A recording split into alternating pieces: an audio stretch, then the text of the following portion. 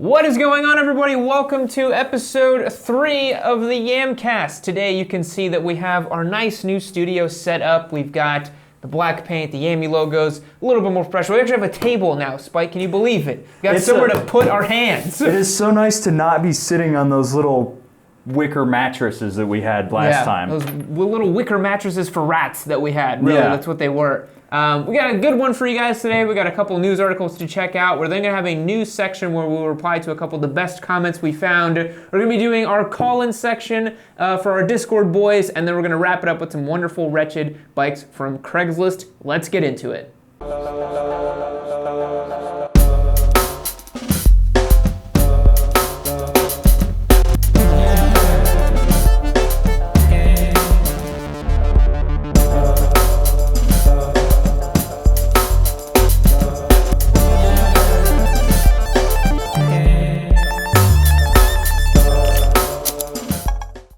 So, for today's first bit of news, we got a weird one for you today. I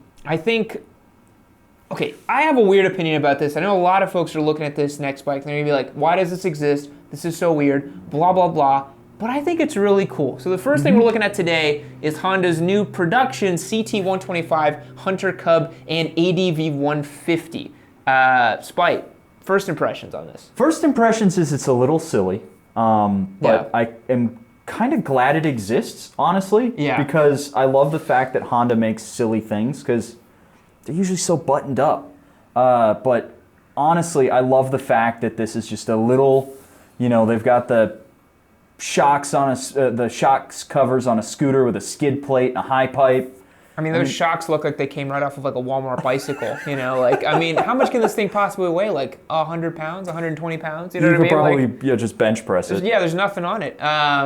I think this is really cool because this to me is like the polar opposite of a huge 600-pound ADV bike, right? It's almost like people question like, oh, why does a big ADV bike like that exist? And then I'm kind of like, other people be like, well, why does this tiny little ADV bike exist? Because it's like, well, just take everything off-road. Why not? Give it a shot, you know what I mean?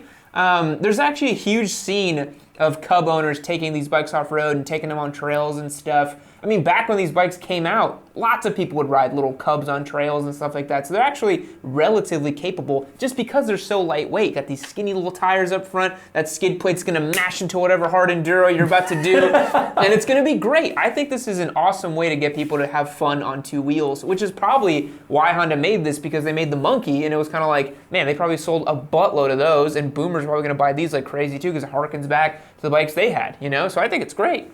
I love seeing that the Cub is still in production because the Cub is the bike that was, bike, scooter, whatever you want to call it.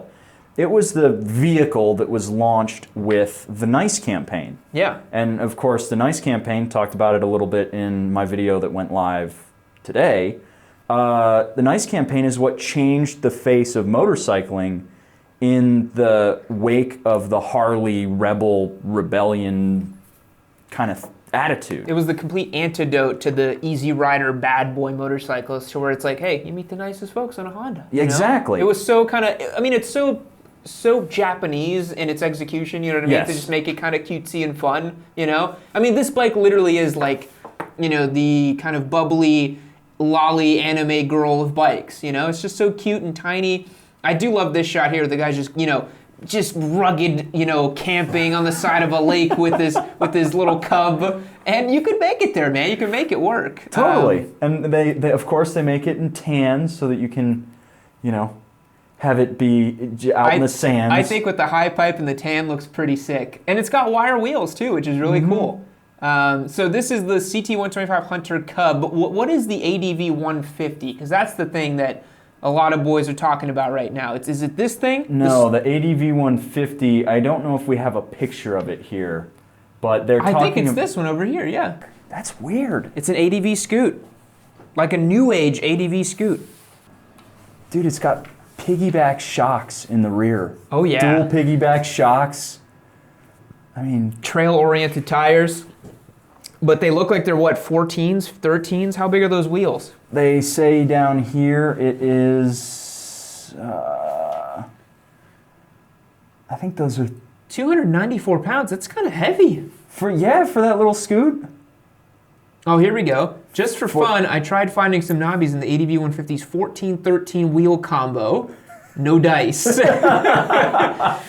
Yeah, that I think, there's a couple things that are going to make this challenging for an off-road bike. One is the weight. I mean, 294 pounds is almost as heavy as a DRZ with none of the capability. I mean, those tiny little wheels. Can you imagine rolling over any kind of serious bump with a wheel that's this big? Yeah, you know what I mean? You're not going to roll over anything.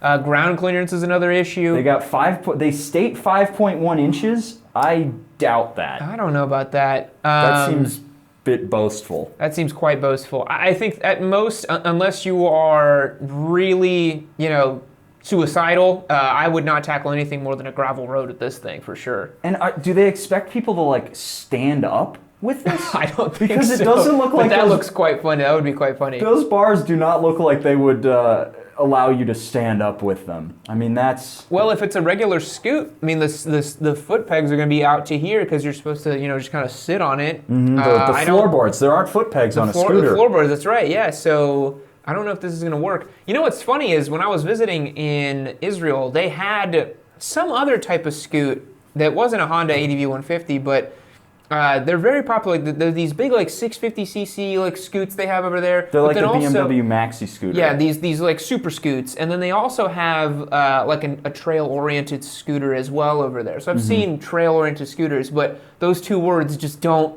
mingle. Yeah. Yeah. I don't understand the ADV 150. The CT Hunter Cub for sure understand. I think it's kind of cool. Totally. But this, I don't know, man. I don't know. It harkens back to that one video that Ari and Zach did on Two Wheels. I'm not sure if you saw it, but where they took the Ruckus and the Zoomy. I haven't seen that one, the Yamaha no. Zoomy, and they went and did very similar to their Scrambler rally. Okay. They did basically a Scrambler rally on scooters. That's amazing. And if you haven't seen it, you have to watch it. You'll get a great chuckle out of it. But this looks like the thing that Ari was riding around. Seriously. Yeah, maybe it's something to compete with that. Maybe Honda saw a market there, but it's a very oddball thing to have created. Very strange. I wonder what it'll go for, because a lot of Honda motorcycles are just a little too expensive. I mean, that's the thing. I would love to see a price on the Super Cub or the CT 125 Hunter Cub or whatever it is. So the ADV here, they're saying $42.99. Okay. That seems like a lot for a scooter. Let's see for the Cub. What do they have that priced at? $3,800 is what they are claiming. Yeah.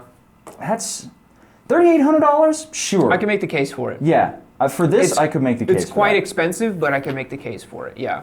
Especially because these will literally last forever. If you take care of it, this will outlive you.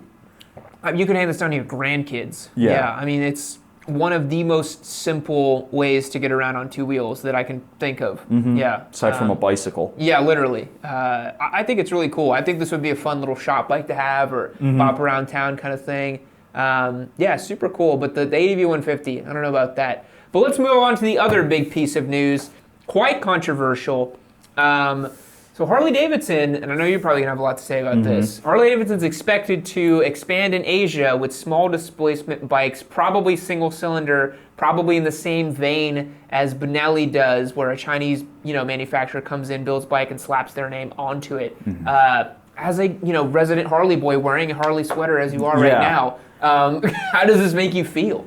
Honestly, it inspires a little bit of hope, to be honest. I'm not one of those people who's like, a Harley has to be built in America. I don't. As long as the bike is good, I don't care where it comes from. Yeah. The idea that they're going to break into a new market, they say they're collaborating with, I'm going to butcher this, Qianjiang Motorcycle Company Limited, to make these 338cc bikes, which honestly... What an odd displacement. 338cc, is that for a single, I assume, right? Yeah, these are all going to be thumpers. Yeah. They're just too simple to make. But, maybe they're a parallel twin. This little thing says parallel twin to me. I see two cylinders there, yeah. You know what? Good on them. Good on them. You know what? As long as Harley Davidson exerts a little bit of quality control, because that's the thing, yeah. We talked about it in the reliability video that we did just this week. it was not great for these companies that are just badged bikes. That's what I'm saying. Yeah, like this to me, if they don't get it right, could be another Cleveland Cycle Works situation, right? Where it's like, oh, it's an American company, but it's a Chinese bike. What's going to happen? It's like, we're going to have reliability problems. You're going to have all this wonkiness about it. But given that Harley is, you know, 1 million times the size of Cleveland Cycle Works, I would hope that they have people on the ground there at the factories, hoping they have a quality control in place. But it could very easily become a situation where they're just crap bikes, and in the Asian markets they don't really care that much, and then it's just like, oh, you know, reliability is, you know, it is what it is, but it's a Harley, so I'm going to buy it as a status symbol, because a lot of these countries are very poor, you know, so that could be a thing that they try to do. You know? Yeah, but I mean, this bike, just looking at it, it looks like a upmarket, expensive kind of motorcycle. We've got inverted forks, we've got a nice solid halo running light here.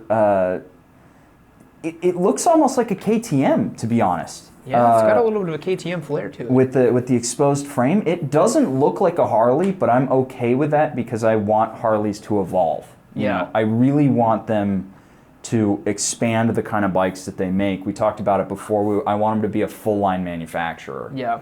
And you know what? If they nail this bike, work out the kinks in the Asian market, the Indian market, bring it over to the United States. Well, this to me, looking at it right now, thinking the displacement, the cylinders, and hopefully the price, MT-03 competitor, right? Absolutely. Right, it's right in the ballpark. 2-cylinder, 338cc.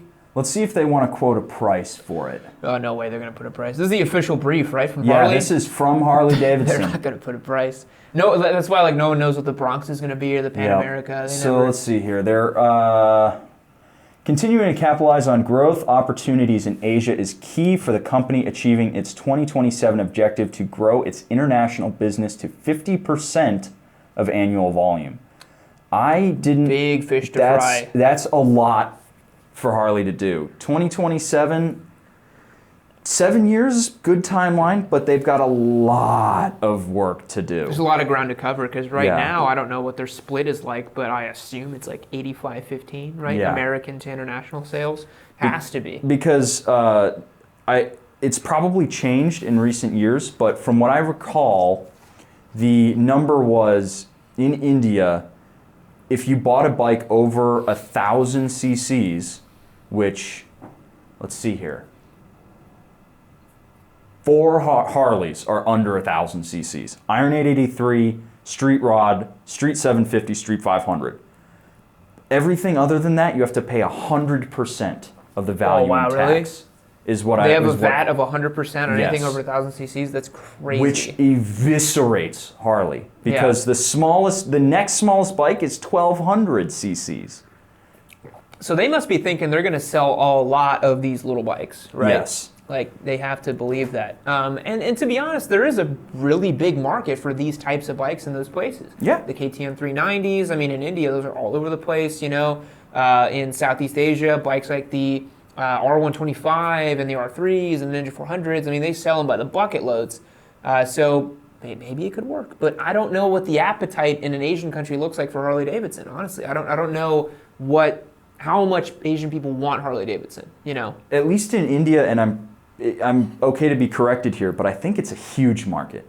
I think when I was researching the Street 750 before I bought it, half of the videos were from Indian motorcycle reviewers, and they were loving it. Once they put a new pipe on it, because it sounded like a sewing machine, and they were like, it's a real Harley, and we can buy it in India. Yeah. And because it is such a status symbol thing. I think it is also just such it's such an iconic American thing, you know? And for as much as, you know, not to get political on this podcast, but America's place in the world has definitely shifted over time, let's say. There still is a very big core amount of people who still dream of America as the dream and really aspire to America.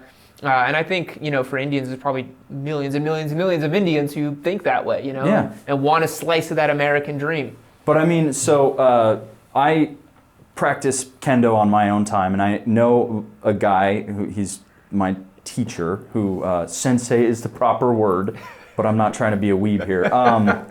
And too late, Spite. And too late. I pulled up to a lunch that we were going to have, and I pulled up on my Harley. And he walked out. He said, in a very, you know, reserved elder Japanese way.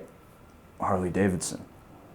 Very nice. Yeah. And that was like, you know, they do mean a lot to a lot of people. Yeah. You know, it's outside of America. I would love to get your take on this. It's something I just thought of. How do you feel about how Harley Davidson intersects with the ideas of like masculinity for a lot of these people? Because I think the idea of like a big, burbly, macho kind of bike appeals to a lot of, you know, maybe folks who aren't on the super up and end right now of like Western kind of civilizations who are trying to like break away from those norms. Because what I see a lot of, I actually was looking at this for the Royal Enfield video we did where we had that snippet in it. A lot of the reviews I saw for the Enfield 350 and the other bikes were talking about how macho it was. And I was like, you would never see that in an American review talking about how macho a bike is. But a lot of them wanted to think about that. And so to me, I'm almost like, maybe to them, Harley Davidson is a symbol of masculinity and just power, you know? I would completely believe that that's the case. I don't want to, you know, pin that on anybody without knowing, but Sure, I completely believe in the manliness factor of a Harley. Totally. There's something about having that 111 foot-pounds of torque at 2,000 RPM. You just feel it just go, and it makes a lot of noise, and you feel like a big, strong man. Yeah. I totally buy that. Yeah. As one starts up right outside here. Yeah, we'll catch exactly. it on the mic. Yeah. Well, I think that's going to cover it for the news for today, so let's jump into the call-in section. All right, everybody, now is the portion of our show where we'll be accepting some calls from our Discord boys. Once again, this show is powered by the folks over at NamingNoob.co, so if you want to sign up and call us in, we do these once a week, and you'll get the chance to chat with me and Spite on the air. So now we're going to see who gives us a call here first, and we're going to chat with them. Taco, what's going on, man? It's you again. Oh, hello. It's me again, Daddy. How are you doing this fine afternoon? I am lovely. How are you guys? Doing good. Doing well. What's the question? So have you ever thought about doing like the motor track training? Because I know you're a fan of them, and you went into California to the superbike training. But have you ever thought about doing the motor track training? That would be really cool. I've checked out their channel. They do like all the off-road stuff. If anyone at home doesn't know about Mototrek, definitely go and check them out. They do some really high-quality pieces for off-roading kind of stuff. And that would be really sick. I definitely consider myself more of a track day and fast, speedy, Noob kind of boy. But I would really appreciate going and getting some training on the off-road type of stuff. I think I'd like a lighter weight bike and not a pretty heavy Ducati to go do it with. But maybe I can borrow your CRF and I'll go do it. Well, I don't know about that because I want to do the training too. Spite, would you want to do some off-road training? I don't know. Probably just to say I did it. But, you know, those folks at home, I just spent all my afternoon ripping apart my DRZ, so Yep. I just wanted to get it to run again before. Yep. For those at home, we're starting this quite late because Spite's DRZ carburetor issues. The whole bike's torn apart now in the shop, so yeah. Oh man, that'd be nice if you had some EFI. Yeah, but then they'd probably put a bullet in its head like they did the KLR 650, so Yep. better to have it than not. All right, that was about it. All right, Thank you, I guys. appreciate it, Taco. See you later, man. Bye. There's always a gem. He just brings that chaotic neutral energy, you know?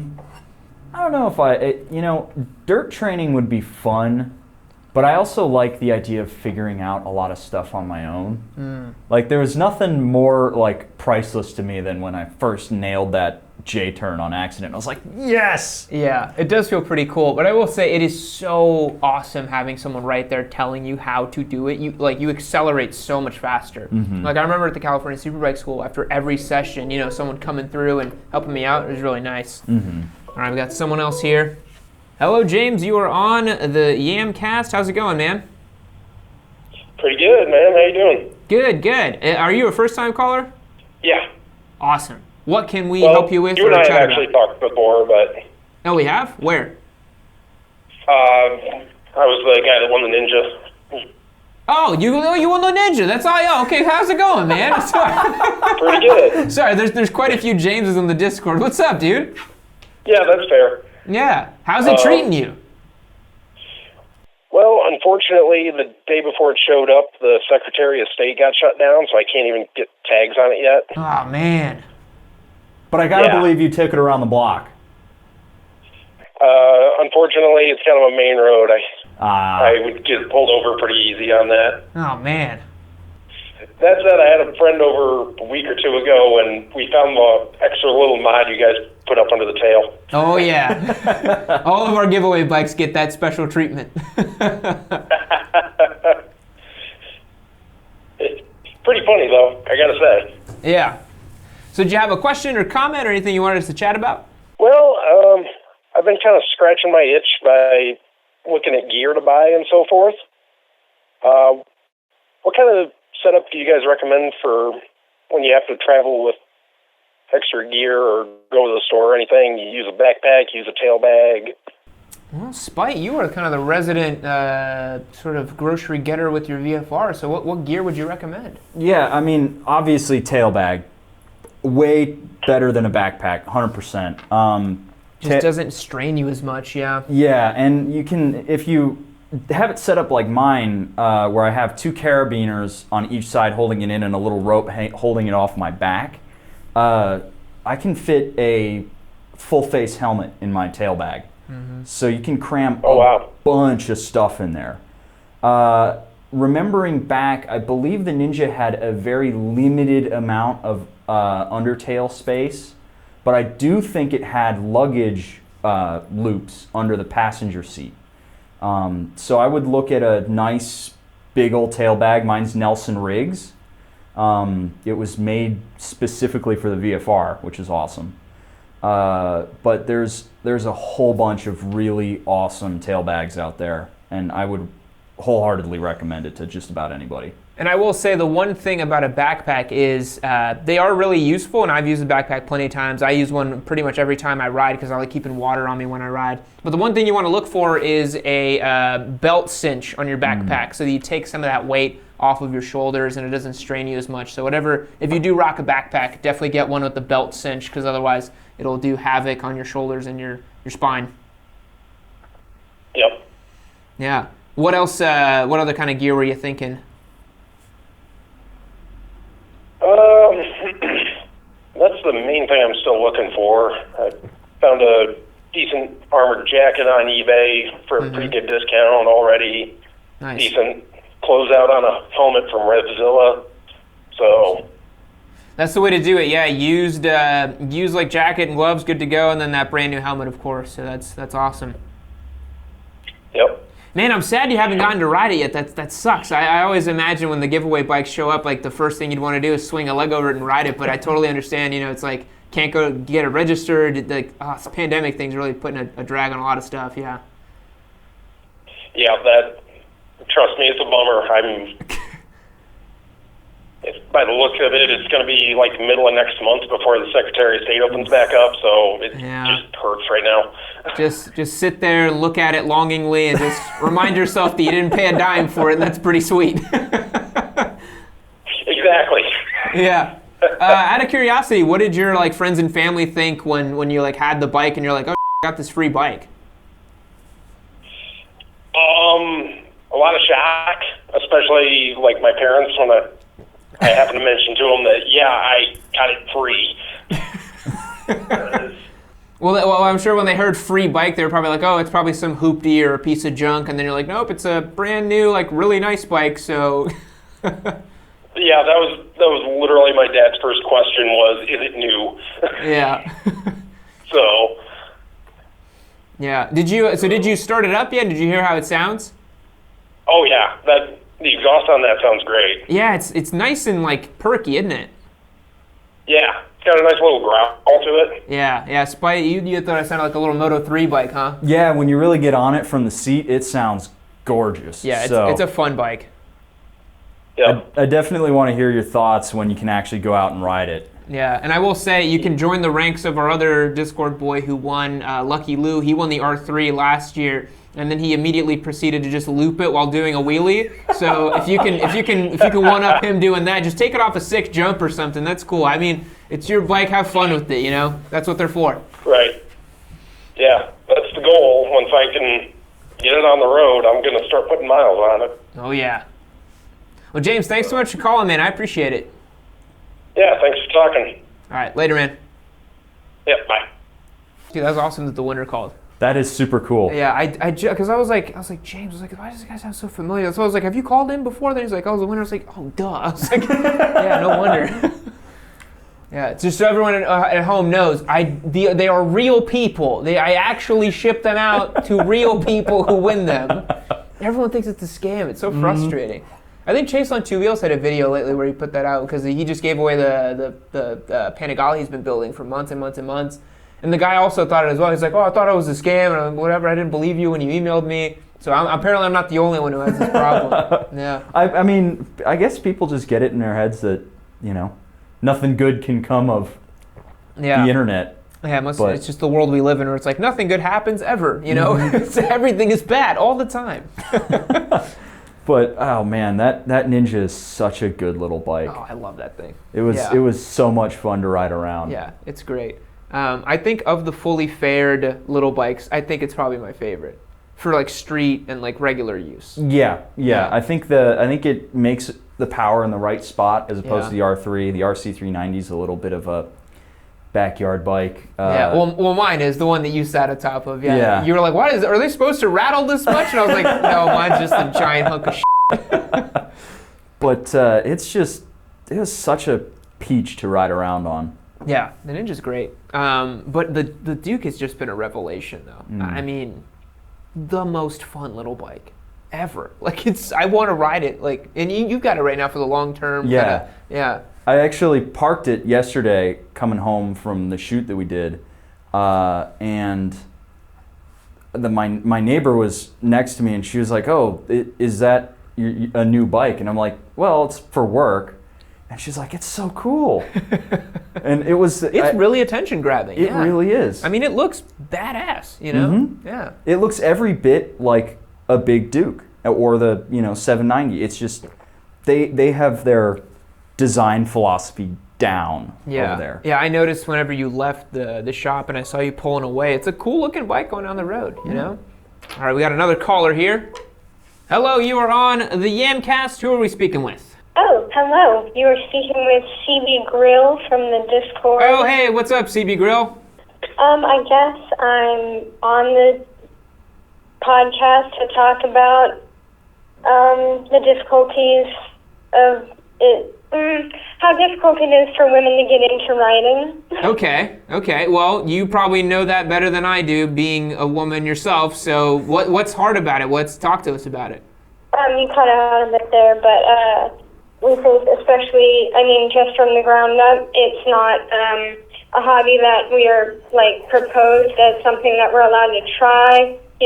Very few girls grow up with dirt bikes or an interest in cars and motorcycles, and so from the ground up, it's not something that is presented to us. We have to sort of find it for ourselves, and at that point, once we found it for ourselves, it's not very difficult to be, or it's not very easy to be a part of, because nothing in the hobby is sort of made for us. There's very little in terms of women's gear.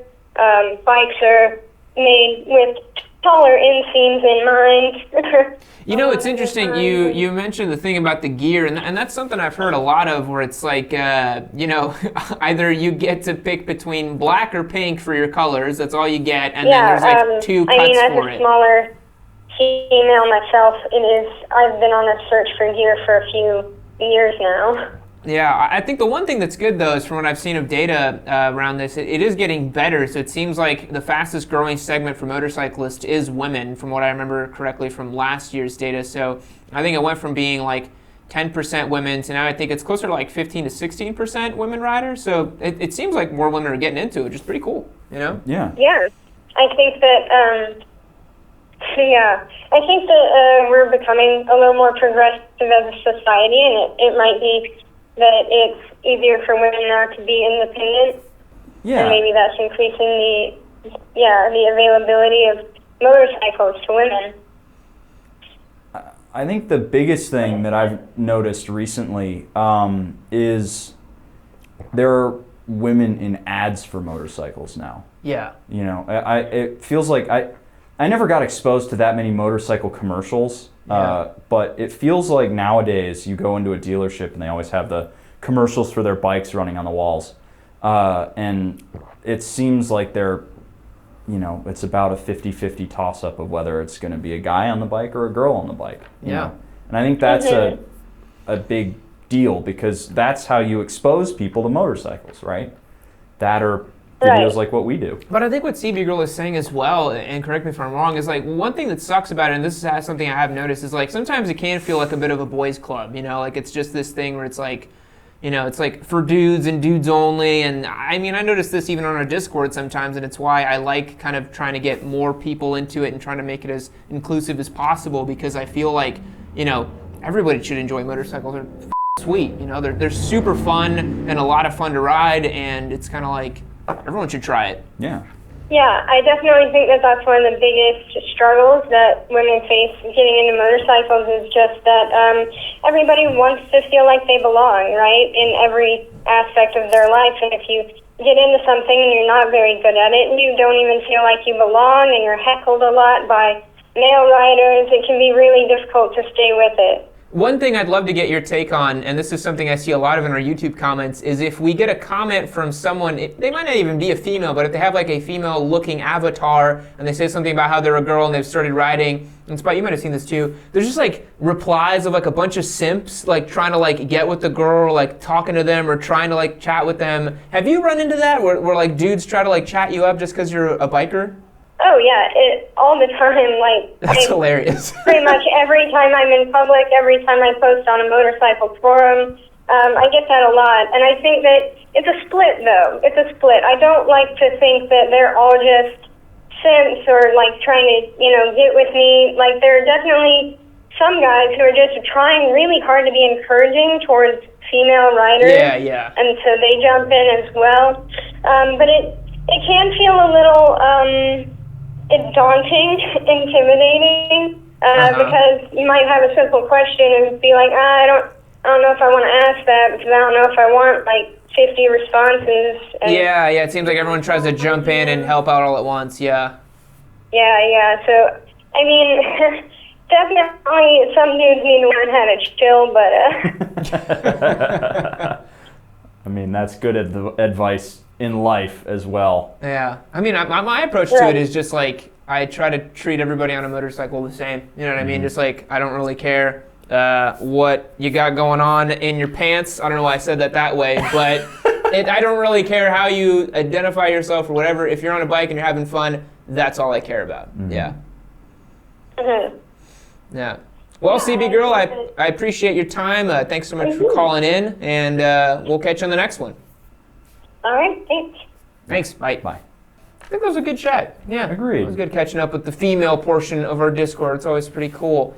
But with that, I think we'll wrap up the call section over here, and we'll move on to some of the wretched comments we've received and the Craigslist bikes as well. This should be good. This is going to be a good one. Alrighty guys, now we're going to check out some of the particularly wretched comments we've gotten on a couple of our videos. Since we have so many subscribers, we get a lot of comments, so Spite, why don't you start us off here? So I'm going to start out with my favorite of all of these. And this is, I think you'll have a comparable one here. But this is definitely somebody who I hit in the feels with my Muscle Cruiser video, and I'm pretty sure he's a VMAX bro. Thank you for this vid. Now please never do it again. Putting the weakest piece of crap on the first place. In which universe can a Harley beat the Diavel VMAX 200 horsepower, not 173, or the Rocket ? Please delete this pathetic HD commercial and let's pretend it never happened, period. The Rocket with the biggest mid-range and most powerful engine ended up in last place and the Harley wins, smiley face. Now, one thing I'll say about this is I wish it was a Harley commercial. We got paid fat stacks for doing that. We're out here just schlepping videos for free on Harley's dime. So, yeah, I wish. That's very vitriolic, very funny. I think the one thing that this guy just didn't understand is that I made a point of saying that this was my personal list here. Yeah. I put them in that order because they were the bikes I liked. You did say that a lot as well. You're like, this is my opinion about these bikes. And again, of the muscle cruisers, the one that I would want to own the most is the Fat Bob. So of course it won, right? Yeah. So you got your panties in a wad for no reason. It's not like I was besmirching these bikes. I did make fun of the Rocket 3 though for being gigantic, but only making like 160 horsepower. Yeah, it's a lot of power for the displacement. It is quite strange. Yep. So let's look over at one of my favorite comments as well. So this is a long one, but I think it deserves it just because of the reply at the end. And Spite, we'll crop this one and then we'll show the reply right at the end. So Mike Jones here says, by saying that the Hayabusa is a one-trick pony that is only for going fast in a straight line, you are spreading a harmful stereotype and fostering further stigmatization of riders who like large displacement sport bikes. You know full well they are not just good at going fast in a straight line. Thousands of videos on YouTube show this. There are Busa riders who will flat out humiliate you on any twisty. All sport bikes are far more capable than the skill of the riders watching your videos. If you simply prefer the handling of smaller bikes, then just say that. You don't need to on large sport bikes to justify your tastes. I'm very surprised that you would help propagate such negative stereotype, especially after you've helped dispel the negative stereotypes against small displacement sport bikes. Please be better, Yammie. So Mike Jones just came through very, very upset that I said that the Busa is a one-trick pony. And then Shameless Bear says, certified Busa fanboy. That is the correct response to that. That's the correct response. Guys, the Busa was literally designed to go fast in a straight line. Suzuki literally made it to beat the CBX Blackbird or whatever it was. It's a CB1100. CB1100 Blackbird. Now I'm going to get flamed for calling it the wrong thing. The CB1100 Blackbird was literally created for that reason. It's the only reason it exists. So when I say it's a one-trick pony, it's because that's what it's supposed to do. It's supposed to go really fast in a straight line. It's kind of like taking a KTM RC390 and being like, oh, you can go 120 with that bike. Why would you want to do that? You know what I mean? I had to get that out there because a lot of Busa boys came after me after that video, which I didn't think that was going to happen at all. I was having fun on the bike. Oh my God. They came out of the woodwork, man. That was definitely kind of shocking. Yeah. All right, Spite, show me another one of your favorites here. So this one is kind of interesting because, again, the guy just didn't listen to the words that I said. All these mouth words came from a devout disciple of the rice burners. Ooh. Of course you can't say anything good about a Harley. Okay. Was this on the Harley video? This was on the video that went up today, the So You Want a Harley video. Yeah. Bro, I was literally talking about how you're supposed to respond when people say that you shouldn't get a Harley. Spite's not used to this. I've been born in this. I've been bred in these hateful comments. You're still getting used to this. The whole point of the video was so that you could get one. I like Harleys, man. Did you not? Okay, here's what I think happened.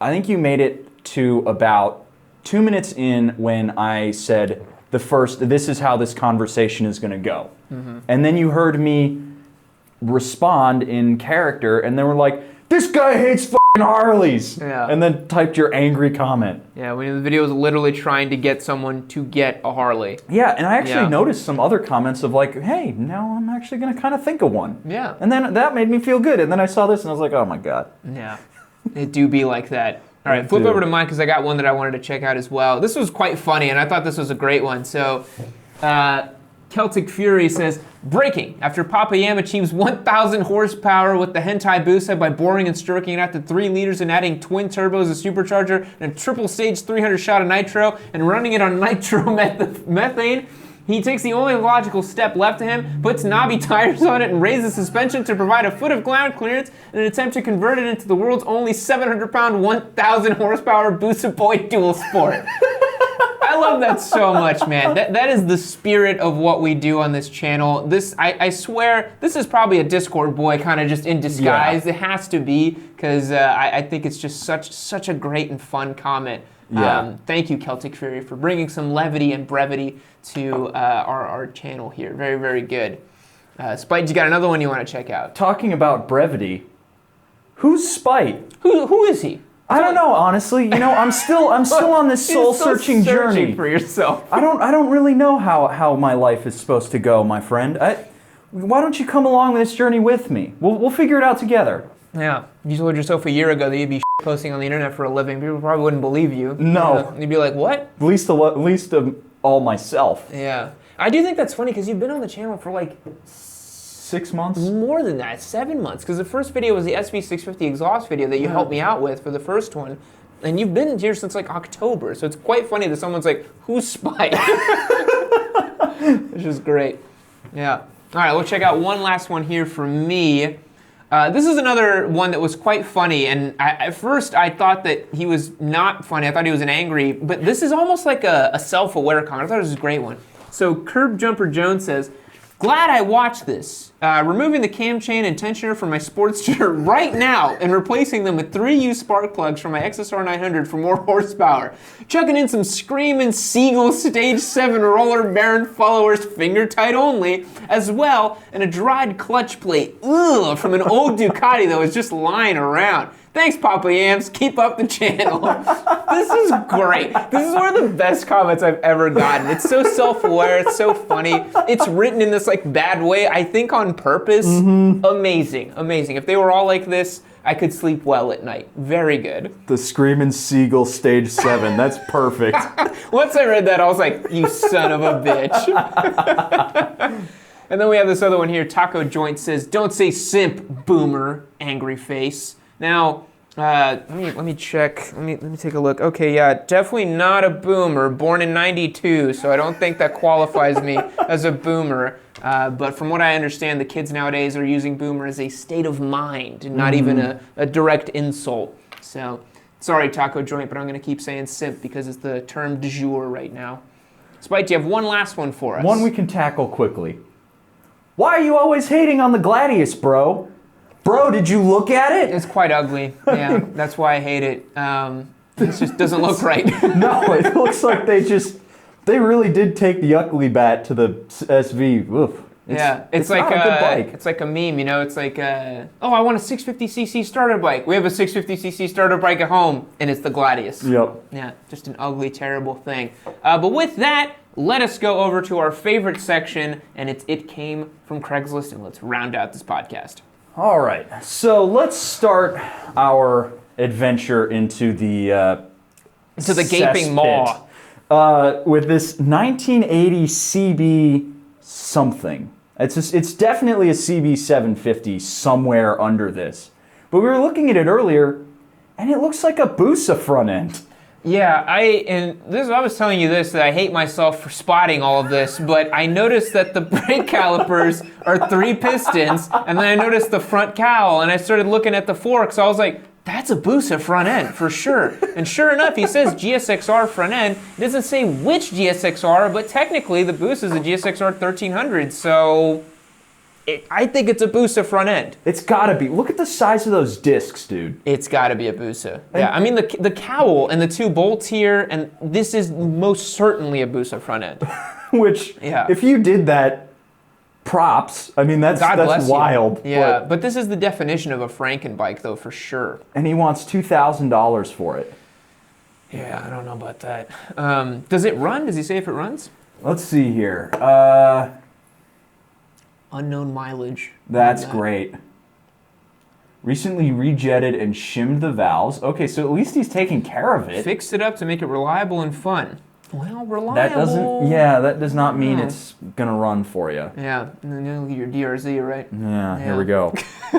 You're just crying on the inside. Too soon, man. I got the carburetor sitting on a table in there in pieces. Yeah, let's look at some other photos of this thing. Maybe we can suss out if it is a Busa front end, because it really does look like one. So you got a dent in the tank a little bit. I love this. Is what makes me think it's a Busa front end. These little like skeleton hand mirrors. Yeah, if you rip the whole thing, 100% that came from a Busa. No way, there's no other bike that would have come from, dude. Weird brat seat, almost like it's got a stretch on there, because if it's got a Busa front end. Is that a phone as a speedometer? That looks like it. Oh, that's awesome. The tail section's kind of cool, though. Kind of reminds me of our XSR. Mm-hmm. This thing is just... It needs some love. It needs an industrial grade crushing, because could you imagine jetting this nightmare? Sinking all those and jetting whatever else you have to do.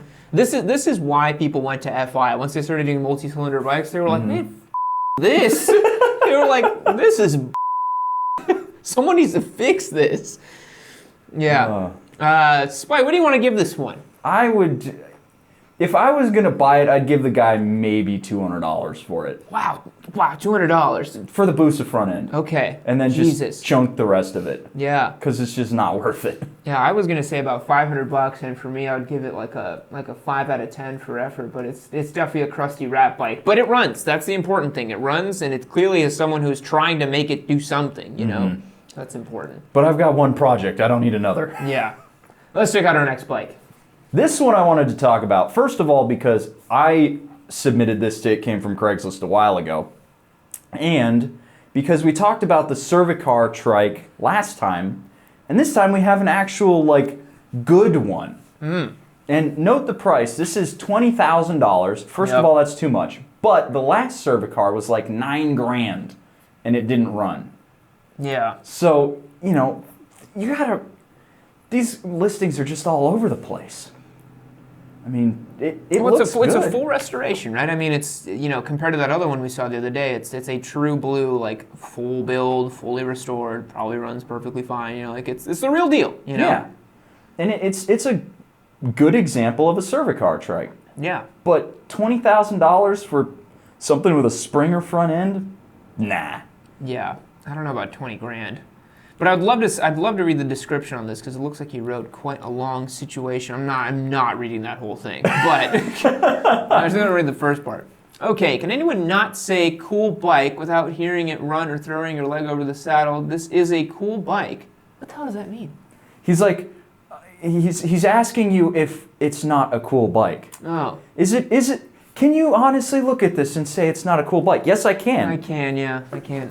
Whether it is the Model G box, the 45 cubic inch flathead, the combination is museum quality attractive, something you want to get closer and check out just so you can see how really well the builder got the details and finish. Now here's the one thing I appreciate about this. He knows how to write coherent English in complete sentences with proper grammar. That is, he's already miles ahead of nearly 80% of Craigslist listings. Yo. Good job. I don't know why he decided to write a dissertation about this bike, but that's great. I think, here's the thing, I think like one blurb at the top about it, about this long, is cool, and then specs, and then that's done. Yeah. You don't need to write paragraph after paragraph after paragraph. This is the kind of stuff you can talk to me about if I'm interested in the bike. Yes. Otherwise, I don't give a you know? So 347 on the odometer, that's probably since it was like refreshed and brand new, obviously. Yep. So yeah, I mean, I think it's cool, but I would never pay 20 grand for this. But I have no idea what it's worth either, honestly. I don't know. I'd say it's probably about a 10 out of 10 for quality and fit and finish. Yeah. But just in general, it's another like 5 or a 4, because it's just, Yeah. you don't want to, like the other guy who was like, I took it up to 70 miles an hour. This thing looks like a death trap at 70 miles an hour. Yeah, I remember that. All right, let's check out the next one and kind of round this out, because we were talking about this one earlier. And it's a little 69 CT70. Check this out. It's a little bit, it needs some work, but I mean, it's you know, 50 years old or something, right? But look at how little has changed to this platform. I mean, hardly anything. Little itty bitty stubby key like on the DRZ. But they've been making these for flipping ever. Look at those tires. Got knobbies on them.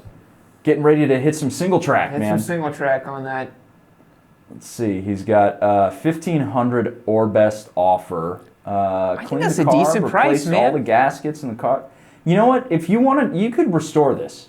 Honestly, super easily. Yeah, you could absolutely restore this. It was a garage find. The bike didn't run when I got it. So the bike, he said the bike runs great, which that's impressive. Yeah. If it runs great, buy it and restore it. Yeah. Because that, I mean, it looks like there's only about 5 or 6 bolts holding it all together anyway, so it looks like you could probably take that thing completely apart in an afternoon. Absolutely. Honestly. Unless, you know, a lot of the bolts are probably rusted out and all that kind of stuff, so probably a little bit rough on there. But I think it's a good buy at $1,500. That's not much money. If you're into this and you want a cool little like mini bike, this is the OG real deal. You know? Absolutely. Can't go wrong with it. Looks exactly like a monkey to me. Yeah. It's pretty crazy. But with a lot more charm and Yeah. a lot more. If you pulled up on this anywhere, people would be like, "That's crazy. Like, Yeah. That's so awesome that you're on that thing." As opposed to a brand new monkey, people are like, "Okay, you had money, you bought it at a dealership, Yeah. whatever." Well, let's check out the last one. Or how many do we have? We got 2, but time has we've got time enough for the Boss Hoss BHC. Oh baby. It's a real deal Boss Hoss. People talk to me about this bike all the time on YouTube, about the V8 Cruiser, but I've never seen one actually for sale. So this is quite interesting that they have one up. My problem with this is that the photos are not great. This is the best photo we have of it. Yeah.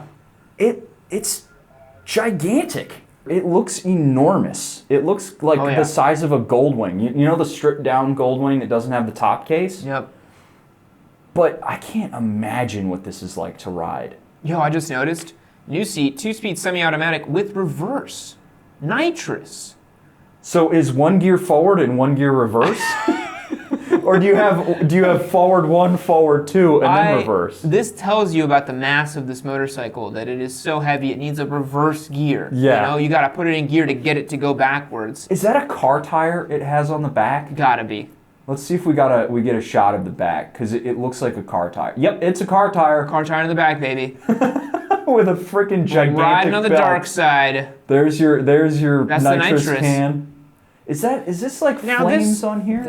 I think it is. This to me is just like an alternate dimension Busa Boy, right? Like a nitrous V8 Cruiser. This is just a Busa Boy by any other name. Yeah. You know, that's what this is right here. Look at the sweep back on these bars too. Yeah. This is the Busa Boy who wants to be comfortable while he does his shenanigans. Well, he does what he needs to do. It's in phenomenal shape too. Holy cow! Look at that. 82,000 miles, and for that kind of shape, it was well loved. For sure, well loved. All right, Spike, what would you give this? What would you rate it?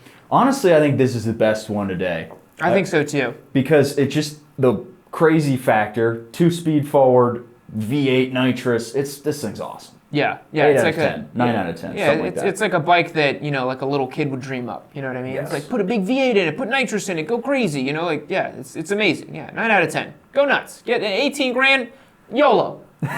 Use your Trump bucks. Go for it. Do what you got to do. Take a loan out. Put it on a credit card. Get it. All right, guys. And with that, that's going to wrap up today's episode of the Yamcast. If you want to join the shenanigans, hit the link down below to yammie.co. Get started on a Discord server, and you get signed up.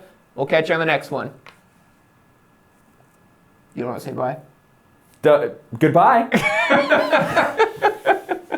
I didn't want to ruin your whole vibe. You were going super quick there.